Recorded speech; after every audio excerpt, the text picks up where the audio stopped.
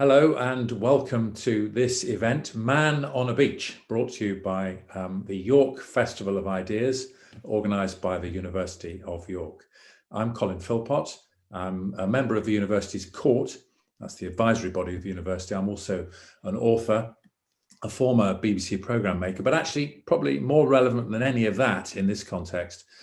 Quite an enthusiastic long distance walker, and I have walked over a period of years the entire southwest coastal path.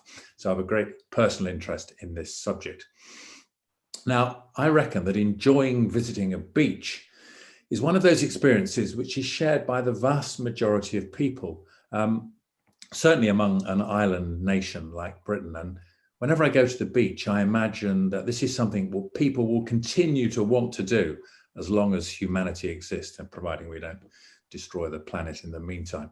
And today I'm delighted to introduce you to a man who has dedicated the last decade of his life to understanding what the fascination of the beach is to people all around Britain. He's Ian Brighouse, originally from East Yorkshire actually, but now living in Cornwall, where of course there are plenty of rather nice beaches. I think he actually overlooks one where he lives. And he is the creator of Man on a Beach, a website which hosts over 1,000 short video clips where people describe why they like particular beaches, particular parts of our coastline. More than 600 different beaches are featured on the site. It's a beautiful idea, offering some great insights into something we all love to do. Ian, welcome to the York Festival of Ideas. Thank you very much. Thank you very much for having me, and I'm looking forward to chatting, Colin. So just tell us how this all started. Where did you get the idea from? Well, I suppose it's Cornwall, really. We brought the children down when they were very young in the mid-90s, and we spent a lot of time on the beach just naturally. And I noticed what I think everybody knows, that people are generally happy on the beach, as you've just mentioned. But I wanted to find out why that was, so I thought I'd investigate it. So on a wing and a prayer, I decided to visit a beach in Cornwall every day with a little mobile phone and meet a stranger and ask them one question: what does the beach mean to you? And you can imagine my trepidation when I approached the first one at Trellissick Gardens near Truro. But it went well, which surprised me. And then I'd do a scene setter with each of the interviews and take photos. And my plan at that point was to revisit each beach seasonally, so there'd be an idea of the enhancing effect of the beach on people through the year. And it was just uploaded onto YouTube. I think I was a little bit early into all of this vlogging or blogs, because I had an IT background and I was comfortable uploading films, and but it was very much ad hoc. And the more I did it, the more I really enjoyed it. And you didn't give people any advance notice then? You literally sort of, to use the jargon, doorstepped them on the beach? Absolutely. As you're talking to me, I can see myself approaching the first guy who was sitting by the wall at, it's called Chenal's Creek at Trellissick Gardens, and wondering whether he'd report me to the authorities. Has anybody ever told you? Stepping in. Yeah. Has anybody ever told you to get lost? No, I've never had any rudeness, and I can count on one hand the people who've asked me not to. But I suppose as I've gone on over the years and done it more and more, I've sort of an awareness of who'd be receptive. So how do you choose it then? So you're on a beach, there's probably loads of people. How do you decide who you're going to pick? I sort of go into a different mode when I go onto the beach without being too odd about it. My wife felt I was doing a bit too much man on a beaching early on, and said, why don't you go and do your man on a beach at Porthcothan in Cornwall? I was only doing Cornwall for the first year. And then we'll go and have lunch afterwards. And she said, as soon as you crossed the line onto the beach, you became a stranger to me. I suppose if I looked at a group of people, it would be the person who's watching that group that I would approach, would be an example. And you just get an instinctive feel really from who has interviewed well, and sort of self-publishing publicising sort of people often don't come over as well as you think they would. Yes, Yeah. often the shy ones. But I can't really say, really, it's intuitive. Yeah. Before we get into a bit more of the detail of how it all works, just tell us a little bit of your backstory then. So before you moved to Cornwall, what have you done with your life before you got into this? I grew up in the East Riding of Yorkshire in a village, sort of suburby bit called Kirkella, nice part of the East Riding west of Hull. And I left there as soon as I could in 1978. It was the end of the fishing. So it wasn't as nice. I think it's really nice now. It always was nice in the East Riding, but I think Hull's really picked itself up. And then I became a teacher, secondary teacher, and I taught in Knaresborough. And then we were renting in York, funnily enough, in Fulford. And we couldn't get a mortgage on 2 teacher salaries. So I went into IT, which was a new thing at the end of the 80s. And I became a trainer, and straight away we were able to buy our first house. So you could have 100% mortgage in those days. And we lived on what I think is now a fashionable part of York, but it wasn't so much then, Bishopthorpe Road. We lived in Richardson Street near the park. Both the children were born in York. And we decided that you'd either go to somewhere like Cornwall or the Highlands of Scotland when your children are either young or when you're old. So we took a risk. And I'd become self-employed by then, and my clients were all national. So I only had a few clients, and I rang them up and they said, yeah, instead of paying you mileage, we'll put you in a little travel inn or something, and you can go and still get paid living in Cornwall. My wife was still a teacher, so she could get a job. And that was us. And so it was going to Cornwall that really started it. And we've been there 26 years now. Yeah. Okay. So Yorkshire born and bred, and Cornwall made. Adopted Cornishman. Yeah. Okay. Blowing. Yeah. Let's just take a little look at the site. Perhaps if you could show us the site. So this is the homepage. Yeah, absolutely. Man on a Beach, journeys around the coast is the strapline you can see at the top. And it is significant. I wanted to make a construct who was anonymous. I wanted him or her, it could have been, to be an everyman in the traditional literary sense. And I was anxious about being known, really, mostly because I didn't have confidence in whether it would work or not. So I thought, I know what, I'll be anonymous. I'll never go in front of the camera. And let's create this guy, Man on a Beach, who can be reflective or representative of the people that I'm going to interview anonymously. So that's where the name comes from. And here we are, we've got menus along the top.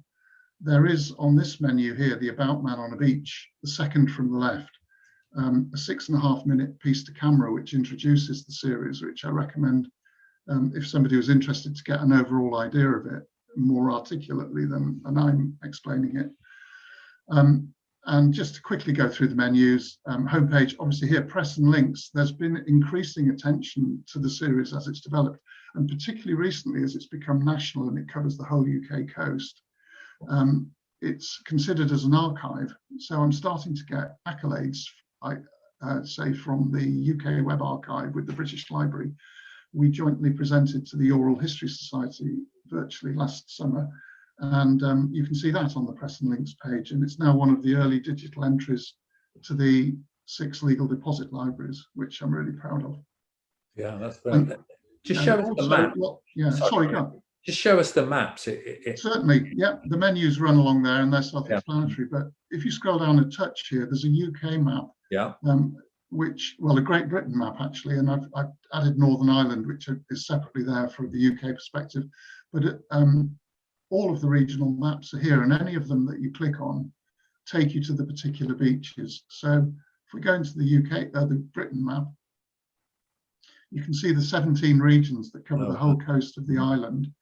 And if we were to go to Norfolk and Suffolk, let's say, you hover on it, highlight it, and then we could go into the Earl of Leicester's beach, Holcombe. Mm-hmm. And you'll see that each beach page has a Google Maps button and information like parking, sites of special scientific interest, dog friendliness. There's a little textual preamble by season and then there's an interview. Now that's interesting because this beach is an example of people who don't like to be filmed. So the view of the beach at low tide, for those who know Holcombe, has the interviewer behind the camera, and that's quite a nice one actually, of a later life, an end of life interview. Yeah. And then a more conventional one below it, and scene setting film, and then a previous visit. That guy was swimming, following Roger Deakins' waterlog film, swimming the coast of Britain, and on and on. Okay, and we'll come back and look at some of the individual ones in a bit.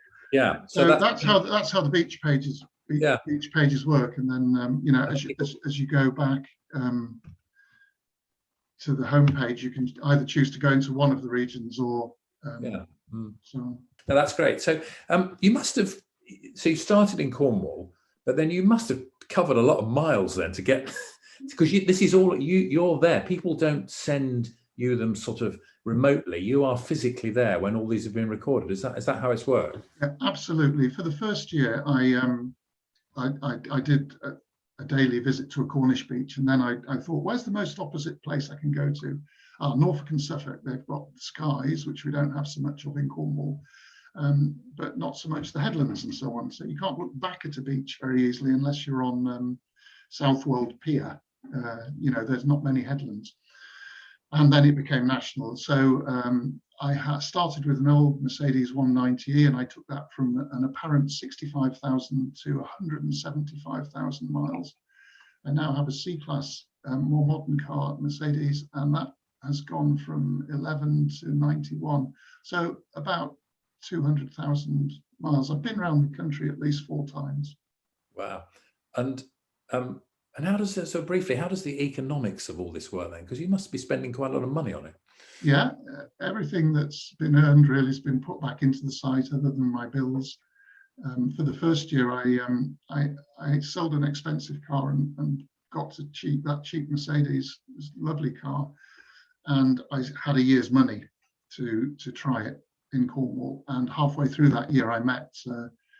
Like January the 4th, I remember it vividly, I met somebody who suggested that I should have a website and sell adverts on it, and she would buy one. She had an art gallery in Penwith in Cornwall.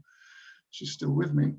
And 3 of the 5 suggestions she gave me bought adverts. So after a year, I had 38 advertisers who were paying me an annual fee, and that gave me the confidence and the wherewithal to be able to go to the first region, and it snowballed from there.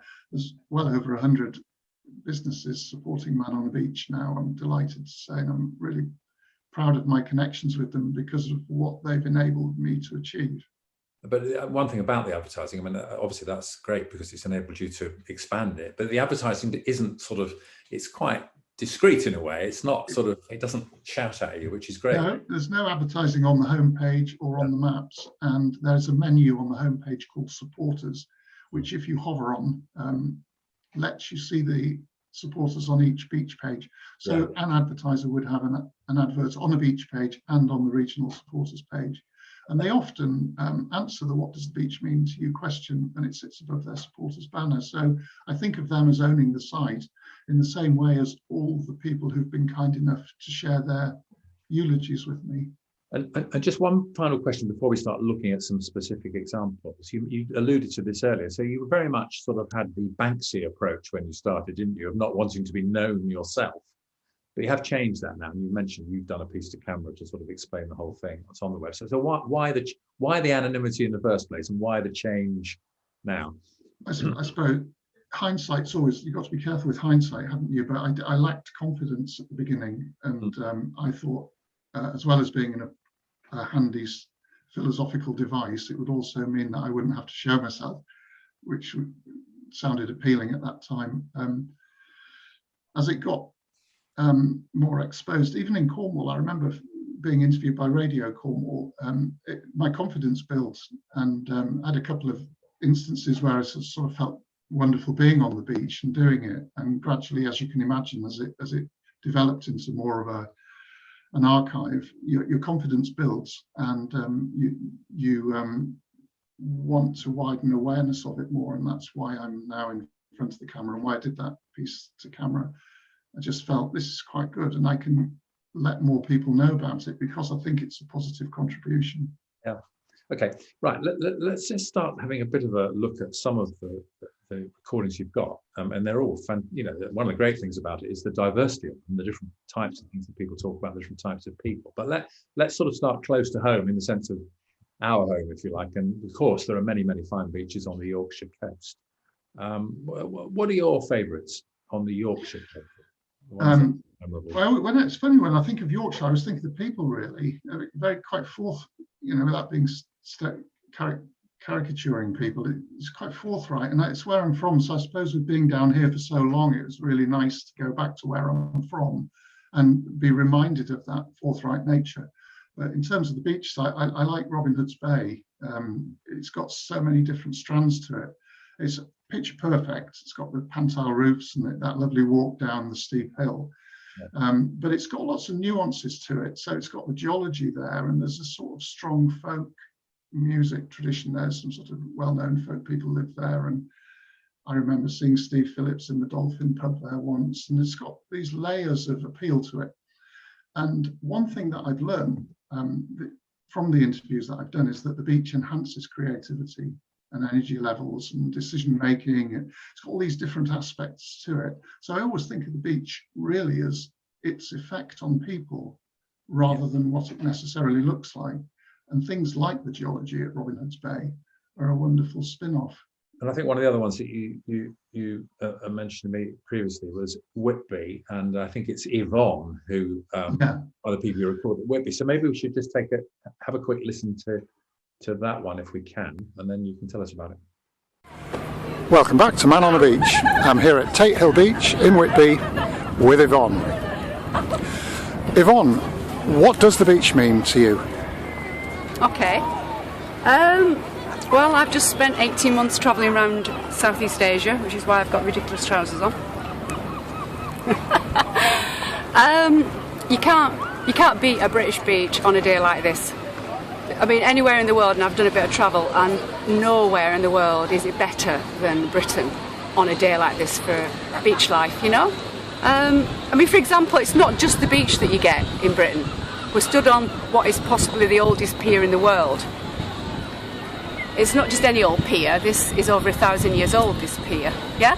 So, and you're surrounded by towns with historical value and quirkiness and gorgeousness and all these different, you know, periods mixed in together, higgledy-piggledy. That's Whitby, really. You've got so much history here. So it's not just the beach, it's where the beach is set. So to me, the beach isn't just a lot of sand and the sea. It's the town that the beach is part of.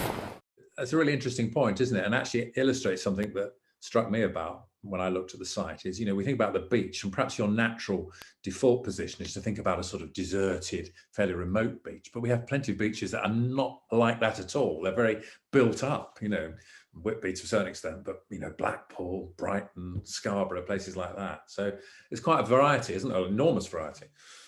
There is, and the other thing that came through from Yvonne later in that interview is the returning traveller. She mentions it at the beginning, and that kept cropping up quite a lot. There's a great nostalgic feel for beaches, which would include those urban beaches as well. And of course, the beach is a working place as well, which is one of the themes in the findings menu. Yeah, and let's talk about that, because it's not just sort of the way you've approached this is not just to sort of, if you like, randomly get people to talk about the beach. You've actually thought about what they've said and tried to categorize them and come up with some conclusions. So just briefly talk us through how you've categorized people's responses to your question, because you asked them all the same question, don't you? The question is, what does the beach mean to you? Which is the strapline on the homepage for the underneath the revolving banner. When I come home from my travels, I have an enormous spreadsheet and I add each interview to it and add all of the points that they make. So my shortest interview, I think, is 3 seconds, peace and quiet. And my longest one is over 14 minutes. And so that was took a bit longer. And I link those to charts, which are regularly updated on the findings menu. And because there's so much, 1,336 interviews now. I split them into 6 categories. So the 6 categories are emotional and spiritual. Work and occupations is the second one. friends and family, sensory, nature, and activities and pastimes. I think that's 6, isn't it? Mm. And each of those has got a chart, and each of those are updated after each trip. And it sounds quite dry, but it's interesting how common themes jump out. So there's one particular answer's always been the most popular since day one, and that's childhood. Yeah, that's interesting, isn't it? That people's link back to earlier parts of their life. Yeah. So we've got some examples, not of all 6 categories, but of a few of them. So let's listen to Claire. This is from a Cornish beach, I think, and this is in your emotional category, I think. Yeah. Welcome back to Man on a Beach. I'm here with Claire at Kingsand. Claire, what does the beach mean to you?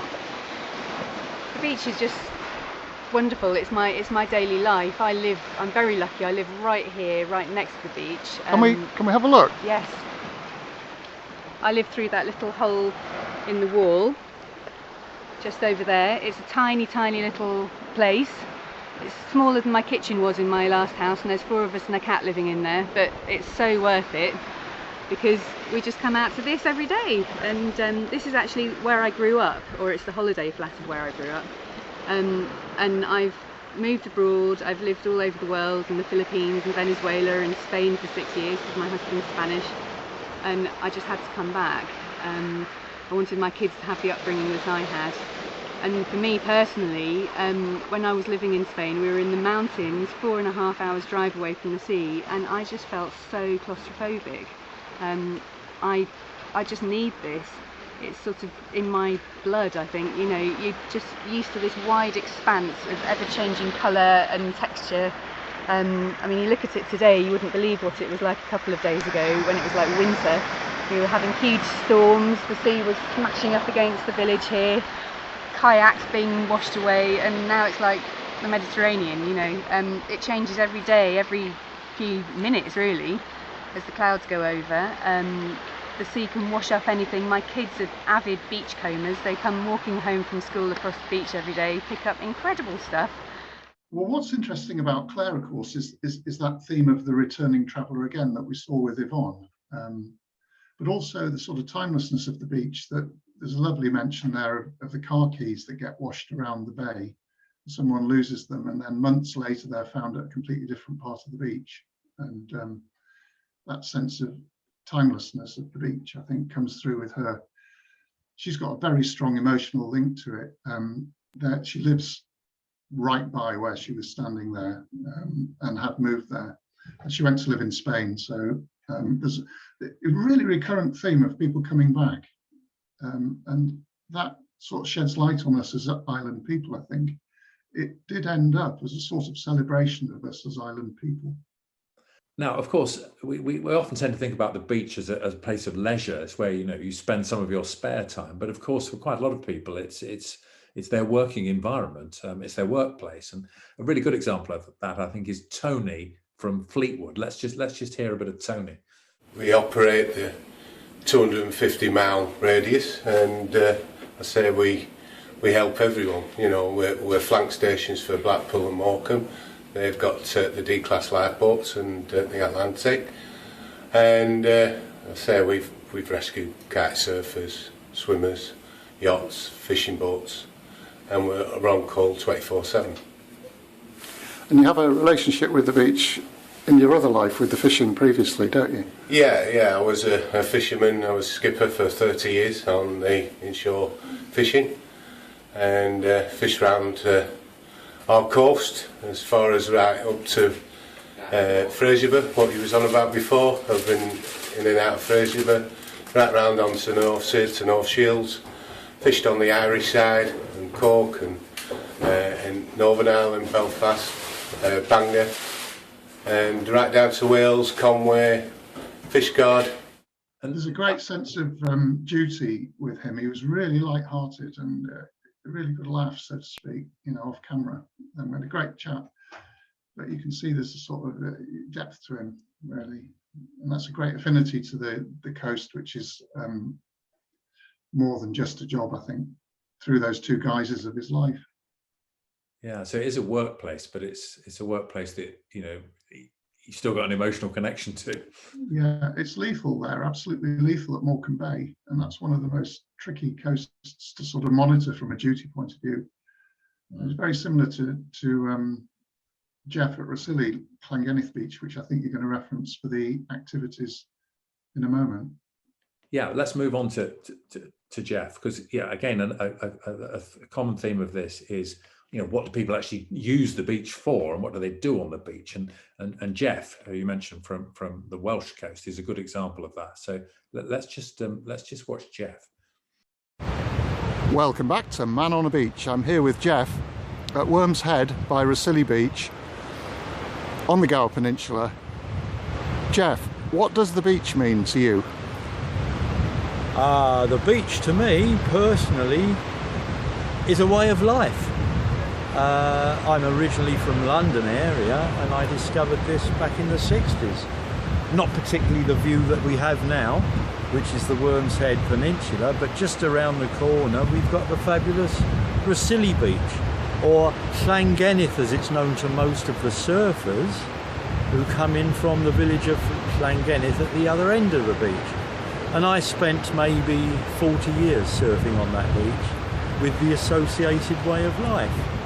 And reaching a certain age when I maybe thought I could still surf, but really I couldn't.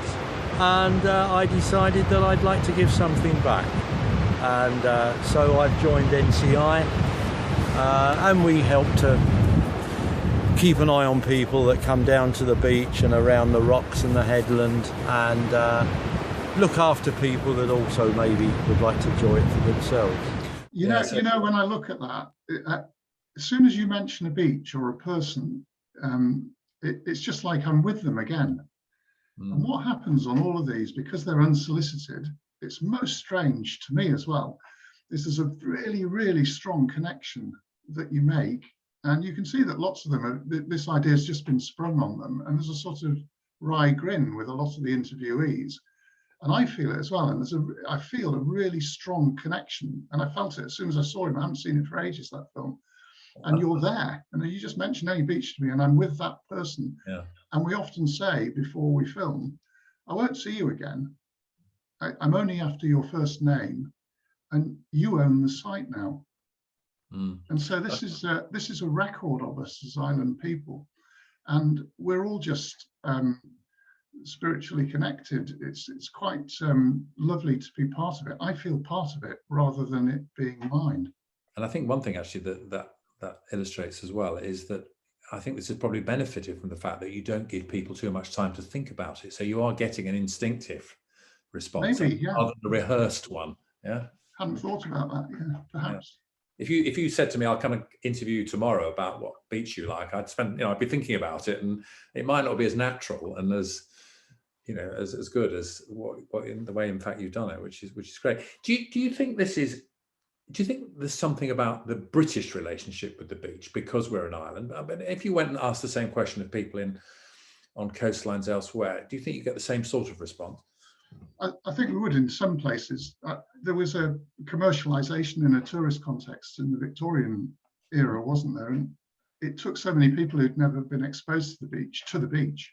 And I think this repetitive theme that comes up of a reference point through generations perhaps started about then. Other than, I mean, I can think of other examples like the oyster pickers at Whitstable in North Kent. That's a really long-standing relationship from a working point of view with the beach.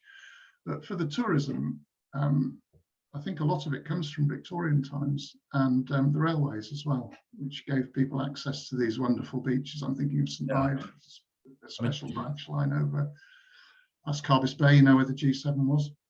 And to a certain extent, the beach, as we understand it, is a sort of was an invention of the railways, wasn't it? Yeah, absolutely. The tourism side of it, I think, and people often forget that it's a vital income, particularly in places like the Highlands and the Southwest and parts of Norfolk and Suffolk. It's a vital part of the economy, and it is very much a workplace, that leisure and tourism side of it. Yeah. I mean, obviously there are examples, aren't there, in lots of beaches where there's tension between people who've got a different vision of what the beach is for. so you'll get people who are surfing or whatever on a beach, which may not please other people who just want it to be a quieter place. I mean, have you come across that sort of Yeah, conflict? certainly have. Sadly, more recently than in the early stages of the series or project or whatever it is.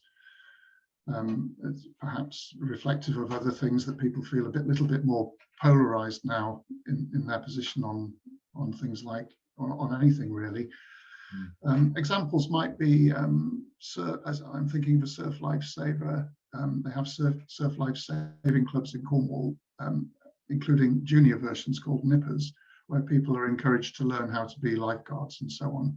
And it's very much a sort of community-based thing. I interviewed a surf lifesaver at Porthtowan who was monitoring the beach as I was talking to him, and there were motorbikes on the beach, and he was saying, "Oh, they're just taking it easy. That's all right with me." But you could see that there was, in a nice sense of the word, there was a proprietorial element to his long-term lifelong relationship with that beach as part of it. And it does tie into duty as well. I think it's a nice proprietorial relationship that most people have with the beach. And so I suppose sometimes you're going to feel insecure when people come in and are at ease and enjoying themselves and they're on their holidays. Yeah. Let's listen to another example. This is Sarah, and I think it's on Skinnet Beach, which is in the north of Scotland. And this is an example, I think, you put it in your category of sensory response. And there's a lot of this, isn't it? People's sensory and indeed almost spiritual response to the beach. Let's just listen to a bit of Sarah. Welcome back to Man on a Beach. I'm here at Talmine Bay, Skinnet Beach in Sutherland, and I'm with Sarah. Sarah, what does the beach mean to you? For me, it's being alive and very freeing the spirit away from all the modern things of life. You can come up here and swim in the sea and just float around. I was swimming with a seal the other day, came up to say hello, and the next day was some fish that came up to say hello. And the sand here has got lots and lots of glitter in it because of the rocks, which means that when you've walked into the sea and you've stirred up the sand under your feet, you're actually swimming in glitter. And it really does look like somebody's emptied a pot of Christmas glitter into the sea. And the sun was shining so brightly the other day, and the sea is so clear here that you could actually see the patterns of the waves on the sand. So it was a very magical and peaceful experience just floating about in it. And even when it's stormy here, just standing out in the wind and the waves crashing around you is just amazing. It's very, very peaceful, very restorative. It's wonderful. Yeah, and quite a lot of response similar to that, I think you've had, haven't you? Absolutely. Quite fashionable now. Cold water swimming crops up quite a lot. People who enjoy the sensory nature of it. I remember interviewing a lady at Lyme Regis in Dorset, the west side of Dorset, who explained to me that cetaceans like to come in close to the sea because there are these endorphins that are released. So as well as sensory, there's a well-being element within that sensory reaction to being by the sea. And so many times I've walked onto beaches and I've seen people staring out at the horizon or just staring into the middle distance. And when I've asked them what they're doing, they often said, "I don't know." It's just a sense of being lost in time and place in this wonderful place where the air, land and sea meet. As I'm talking, I'm thinking of an interview at Cove Hythe in Suffolk, which really eulogizes a passive relationship with nature and the sea and its power and being part of something. And the idea that if you can learn to be passive in your relationship to nature, you'll start to belong more within it. And that's a lovely interview. That's another Sarah at Cove Hythe, if you want to do that, perhaps. What is the future for this project? I mean, are you going to carry on gathering more and more tips? It's endless. It's endless. Never stop. It's become part of me. I'm itchy when I'm at home, and I want to go home when I'm away. So that's where I live. I live in this half-life between the two, and I can't imagine not visiting beaches. Every day when I'm at home, I walk across 2 beaches with the dog first thing in the morning, and that constantly reminds me that there's always another beach. And of course, there is always another beach. So I just added 2 beaches in Yorkshire recently, Manonabeach Gap and Freysthorpe, which I used to visit as a child from Kirkcallet. And it was wonderful to add those to the South Filey Bay and near Bridlington. And added a new beach on Arran, Lamlash, only recently as well, Lamlash Bay, where the Vikings used to hide their boats. So the series is endless, thank goodness. I can always even go back to the beaches I visited by season. I calculated at one point that I'd be 86 when I'd been around the ones I'd done, but I'm still adding new ones. So now I feel like I'm like picked up and sort of taken to these places. I feel I'm part of it. You know, I've got a job to do type of thing, which is really lovely. So you've asked over 1,000 people this question, so obviously I've got to ask you the question. You know, what does the beach mean to you? What is your overall conclusion? You know, from I suppose it's like my top 10, isn't it? It'll be different every day. I suppose freedom. I love the idea that the beach, other than technically, isn't owned or doesn't feel owned by anybody, and the idea that everybody's one on the beach with whoever they're with or whoever they meet. And of course, that's what I've been doing, meeting people. I don't feel any sense of hierarchy or authority when I'm on the beach, and I find that really liberating. So freedom, which is a lovely wide brief, would be the first answer. The other thing I mentioned, regular walks when I'm at home, is the ever-changing nature of the beach. The beach and its relationship to the sea and the sky. You often on an ebb tide on a flat beach, we've got some flat beaches around here, you see the sky in the beach. So when you're walking along, you feel like you're in a sort of circular bowl. And that's a massive sensory reaction. You get lost in time and space.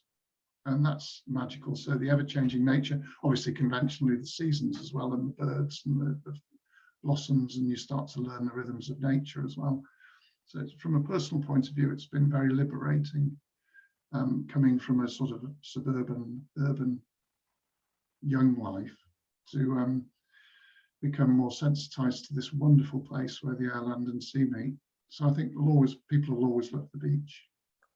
And I'm going to put you on the spot as well also and ask you which is your favourite. And I'm sure you have many favourites and you've enjoyed speaking to everybody you've spoken to, but if you had to select one favourite clip, I believe it's from Scotland, let's just listen to this. Nina, yeah, from, is it Linklet Bay?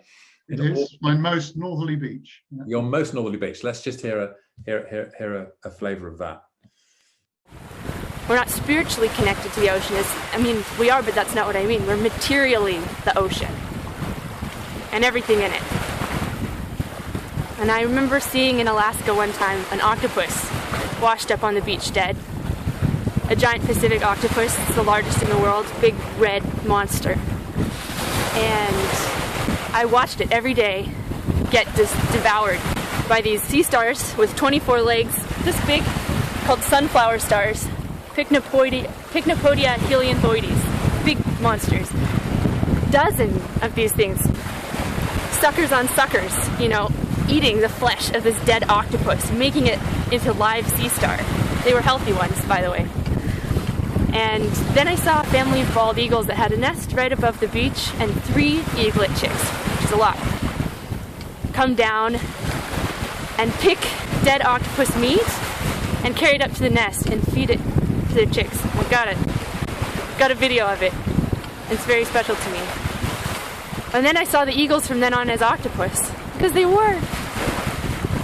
And it's beautiful to notice those things. But I think it's scary too, because we don't take care of those entanglements like we should. So that's what the beach is to me. I am the beach. It's quite a different one, really. Yeah, she does 3 on that page. We were walking down to film that one from an RSPB centre on North Ronaldsay down a lane. And she said, hang on a minute, turn your camera on. These dry stone walls. and she talked for ages about the lichen and the relationships of the lichen and the seasons there. And then when I'd done that interview with her just now that you saw, she said, oh, I'm going to do my yoga now. And I said, oh, I'll go and have a walk along the beach and see what else I can see. And there was a rock pool there, and I told her about it. So she said, oh, turn the camera on again. So we had to go back down to the rock pool, and she explained it in the context of a rainforest. And so there's 3 lovely films on that beach page, which were all orchestrated by Nina, not me. Mm. And so a final question really, which is, I mean, people get to hear about this and look at it. Some people might think, oh, you know, there's a lovely beach that I know that Ian hasn't featured yet. I mean, people can get in touch with you proactively if they want, presumably, and suggest it. Is that doable? Yeah, I'd love it if they did. Many people have. There's a menu called Guest Answers where I've put films that people have sent in, and on that menu, which is on the homepage, send your answer, there's an email address, and you could use something like Google Drive to send me a video that you've made answering a question. Hello, Man on the Beach. I'm Fred at Whitley Bay. This is what the beach means to me. But actually, a lot of people have sent textual answers in, and even poems. I had on the Press and Links page, there's a couple of lovely audio poems from Findhorn Bay in Moray in the northeast Scotland region. But when they send in the textual question, I only publish their first name, and they're in the comments section below each of the beaches. So when you're looking at a beach page, scroll right down to the bottom and you'll see some answers that people have been kind enough to send in. I suppose if I look forward with Man on a Beach, it would be great if it changed from being me to it being a place where people shared answers all around the world. The series is seen in 160 countries, and it's really popular in the Celtic diaspora, so North America, Australia, New Zealand. And I always sort of dream that I'll disappear and there'll be this wonderful exchange of beach eulogies, which might, for example, inform your earlier question about what people use the beach for. So maybe somebody cutting up a boat on the beach in Bangladesh could talk to Nina with her Oregon, sort of Seattle-based naturalistic educator approach to the beach, and that would reinforce and celebrate this wonderful place and its diverse celebration of us as an interdependent species with the rest of nature. We need to be passive in our relationship to nature to be able to thrive and be happy. I mean, it's been fascinating talking to you, Ian, and may Man on a Beach, with or without you, go from strength to strength in years to come. Thank you very much. It's been a fascinating chat. Thank you. Thank you, Colin. Best wishes.